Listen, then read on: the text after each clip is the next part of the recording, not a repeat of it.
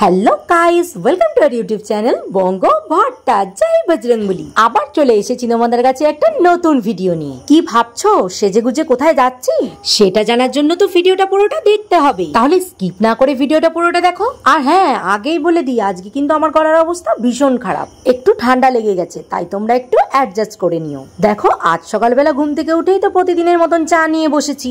এদিকে পাপা মামাকে ঘুম থেকে উঠেই জল খাওয়াচ্ছে। আগের দিন যে কফি মগটা কিনলাম না, আজকে মামামকে দিয়েই উদ্বোধন করাচ্ছি, তাই আজ মামামের কাপে আমি চা খাচ্ছি। আচ্ছা, আরেকটা কথা বলি, আমি না এখন মা বাড়িতে বসে ভিডিওটার ভয়েস ওভার দিচ্ছি, আর এখানে সাইলেন্ট জায়গার ভীষণ অভাব, তাই ভিডিওতে যদি আমার ভয়েসের বাইরে অন্য কোনো ভয়েস আসে তাহলে তোমরা একটু অ্যাডজাস্ট করে নিও প্লিজ। দিয়ে আসুক প্রসেনজিতের মেয়েকে দিয়ে আসুক, ছাড় না মামা, এতদিন তুমি তো স্নান করলো, দিয়ে আসুক। ও একদিন করুক, তুমি তো মা মিমি হও তো, প্রসেনজিতের মেয়ের মিমি তো। আর মিমি যাও দিয়ে আসুক, যাও। কেন দিয়ে আসুক না, তুমি তো স্নান করলে। ও বা দিয়ে আসুক।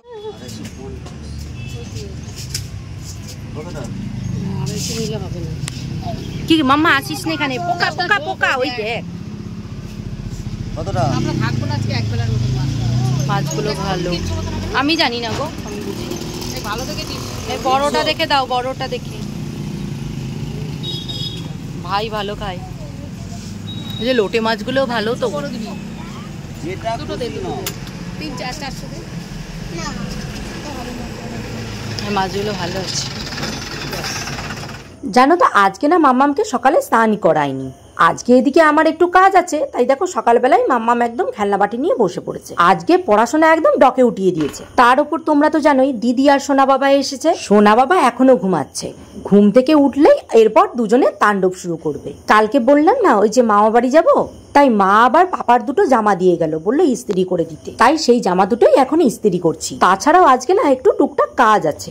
জানো এই অপারেশনের পর থেকে না এই দুটো জামার বেশি আমি আর ইস্ত্রি করতে পারি না। ওই কোমর ব্যান্ড করে দুটোর বেশি তিনটে জামা ইস্ত্রি করলেই যে কোমরে কি অসহ্য ব্যথা শুরু হয় কি বলবো।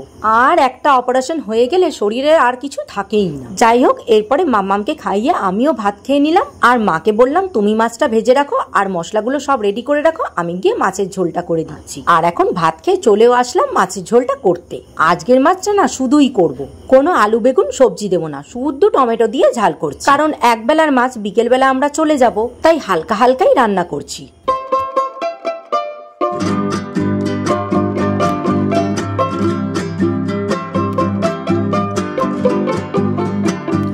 এক জায়গায় যাব আর একটু মুখের পরিচর্যা করব না, এটা কি হতে পারে বলো তো? মুখ চোখটা জাস্ট দেখো কি অবস্থা, তার উপর আবার মাথায় তেল দিয়েছি। কালকেই দিয়ে রেখেছিলাম তেলটা, কারণ আমি শ্যাম্পু করার আগের দিন না মাথায় তেল দিই। আজ তো শ্যাম্পু করব, আর আজ না এখনো স্নান করিনি। এই মুখটা একটু ক্লিনজিং করব, তাই জন্য ভেবেছি পরেই স্নান করব। আর মাম্মামা ওর দাদা ভাইয়ের সাথে খেলাধুলা করবে, তাই ভেবেছি একবারে বেলায় স্নান করাবো। ফেসিয়াল হেয়ার গুলো না অনেকটা গ্রোথ হয়ে গেছে, তাই অ্যালোভেরা জেল দিয়ে ফেসিয়াল হেয়ারটা একটু রিমুভ করে নিচ্ছি। আমার না এই ফোন অন করে এই ফেসিয়াল হেয়ার রিমুভ করতে ভীষণ ভয় লাগে, তাই তোমাদের জন্য একটুখানি ভিডিও করলাম। আজকে ফেসিয়াল করব না, আর ফেসিয়াল করার সেরকম ভাবে টাইমও নেই। ওই যে বললাম ফেসটাকে জাস্ট ক্লিন করব, তাই ফেসিয়াল হেয়ারটা রিমুভ করার পর নারকেল তেল দিয়ে ভালো করে মাসাজ করে নিলাম। জানো তো শালিমার নারকেল তেল আমি হেয়ার আর স্কিনের জন্য কতটা পছন্দ করি। এরপর ফেস ওয়াশ দিয়ে ভালো করে মুখটা ক্লিন করে নিলাম।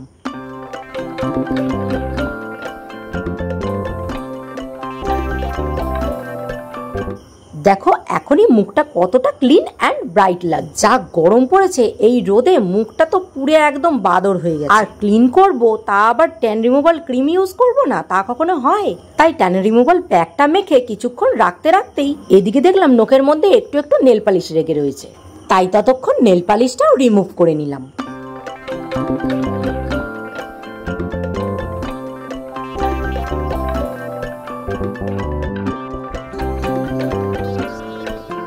এরপর দেখো ট্যান রিমুভাল ক্রিমটা দিয়ে মুখটা ধুয়ে আসার পর ফেসটা কতটা ক্লিন লাগে। চলো এবার একটু স্ক্রাবিং করি নি। এই স্ক্রাবারটা না আমার একদম ভালো লাগে না। এবার রয়েছে ফেলে দিতেও কেমন লাগে। এই স্ক্রাবারটা কোথায় পেয়েছি জানো? ওই যে সেই নেচারসের ফেসিয়াল কিট ইউজ করি না, ওটার সাথে পেয়েছিলাম। এইভাবে দুটো মিক্স করে তারপরে লাগাতে হয়, ওই জন্যই আমার ভালো লাগে না, কেমন কেমন যেন লাগে। আজকে কি মনে হলো জিনিসটা নষ্ট করে ফেলে দেবো, তাই ভাবলাম একটু লাগাই। এরপর দেখো মুখটা ক্লিন করে আসার পর ওই অ্যালপস গুডনেস এর উপটান একটা প্যাক ছিল আমার কাছে, ওটাই গোলাপ জল দিয়ে মিশিয়ে মুখে এখন লাগিয়ে নিচ্ছি। ব্যাস আমার ক্লিনজিং কমপ্লিট, আর কিচ্ছু করব না। এবার 15 মিনিট রেখে চলো যাই স্নানটা করে আসি।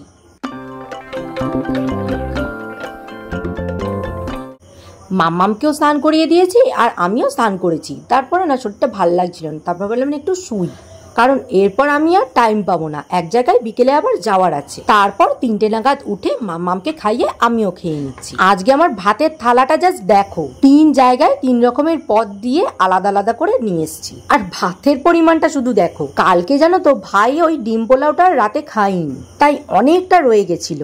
এদিকে যেহেতু আজকে মা বাড়ি চলে যাবো, তাই নষ্ট হয়ে যাবে, তা মা বললো দুপুরে গরম করে খেয়ে নে তোরা 3 জন। আর এদিকে ভাই ওর পছন্দের ফলি মাছ পেয়ে ডিম পোলাও একটুখানি খেয়েছে। আর ডিম পোলাও দেখে মাম্মাম বলছে আমি আর ভাত খাবো না, আমি ডিম পোলাওই খাবো। মাম্মামের ডিম পোলাও এত ভালো লেগেছে, তাই ওকে ডিম পোলাওটা খাওয়ালাম আর আমি একটু ডিম পোলাও খেয়ে ভাত খেলাম। আর জানো তো আজকের মাছটা যতটাও দেখতে ভালো লাগছিল, ততটাও কিন্তু স্বাদ না। এত গরম পড়েছে না, মাছ আলাদের রাস্তাতেই মাছ মনে হয় নষ্ট নষ্ট হয়ে যায়।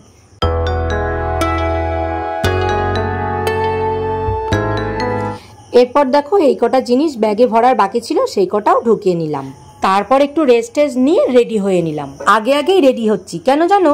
ওই যে সেই নতুন বেল্ট একটা বানাতে দিয়েছিলাম, মনে পড়ে? তোমাদেরকে দেখিয়েছিলাম। সেই বেল্টটা না আমার খুব প্রবলেম হচ্ছিল পরে, পেটে আরো ব্যথা হয়ে যাচ্ছিল, কারণ বেল্টটা পরে না সেই সাপোর্টটা পাচ্ছিলাম না পেটে। তাই বেল্টটাকে পাল্টে আবার নতুন করে আরেকটা বেল্ট আনতে গিয়েছিলাম। যদিও বা ওরা এই বেল্টটাকে আমাকে নতুন করেই ওরা বানিয়ে দিয়েছে, তবে এইবার বেল্টের ফিটিংসটা একদম ঠিকঠাক হয়েছে। ওইদিকে টোটো এসে দাঁড়িয়ে থাকবে বলে ভাই আমাকে তাড়াতাড়ি আগে গিয়ে নিয়ে এসে দিল। বাড়ি ফিরেই দেখি পাপা আবার মোহনদাকে পাঠিয়ে দিয়েছে, মানে আমাদের টোটো। তাড়াতাড়ি করে তারপরে ব্যাগ ট্যাগ নিয়ে উঠে রওনা দিলাম।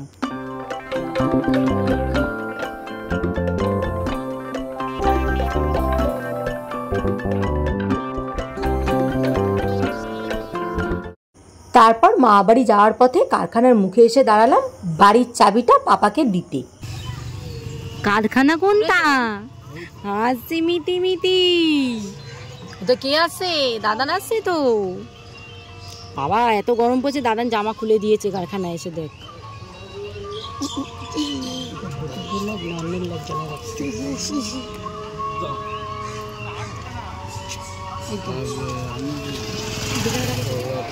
ওকে দেখো দাদান কেমন লাগছে বলছে। আমি কি একা একা দাদানের কারখানায় যেতে পারি? একা একা আমি কি চিনি না? কালকে তাড়াতাড়ি চলে যাবে।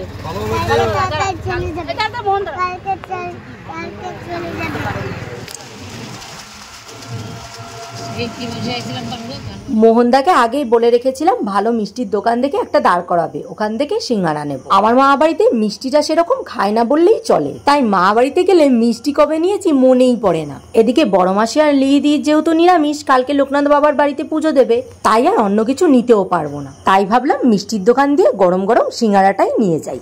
এই দেখো কথা বলতে বলতে আবার চলেও এসেছি। তুমি যাও, একটা একটা করে নিচ্ছি। একটা একটা জলের বোতল, অনেক কিছু আছে। আমাকে বলো, তুমি বড় মাসি বলো, আমাকে কি খারাপ লাগছে? আমার কানের দুলটা দেখে যে কেউ ফোন করলো। যা যা যাও, জুতোই খোলেনি। হাই আমার কপাল, জুতো খোলো।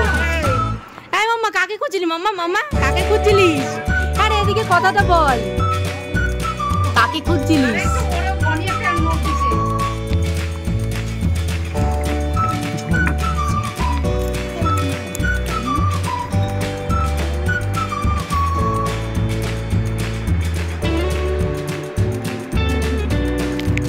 পান্তুয়ার কাছে আসবো, পান্তুয়ার কাছে আসবো, মাথা খারাপ করে দিচ্ছি জানিস।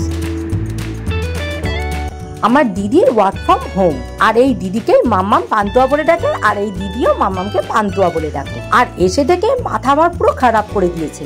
পান্তুয়ার কাছে আমাকে আগে নিয়ে চলো। আর দিদি যেহেতু কাজ করছে, তাই যেতেও পারছি না, ডিস্টার্ব হয়ে যাবে।